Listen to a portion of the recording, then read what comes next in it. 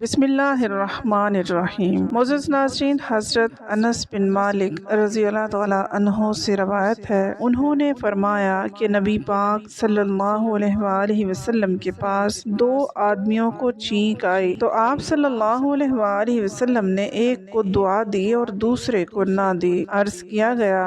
اے اللہ کے رسول صلی اللہ علیہ وآلہ وسلم، آپ کے پاس دو آدمیوں کو چھینک آئی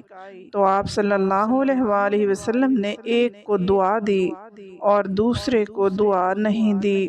اس کی کیا وجہ ہے؟ آپ صلی اللہ علیہ وآلہ وسلم نے فرمایا، ایک نے اللہ کی تعریف کی تھی جبکہ دوسرے نے اللہ کی تعریف نہیں کی تھی۔ حضرت عبداللہ بن عمر رضی اللہ تعالیٰ عنہ سے روایت ہے، انہوں نے فرمایا کہ رسول اللہ صلی اللہ علیہ وآلہ وسلم نے بڑھاپے کے بال اکھاڑنے سے منع فرمایا،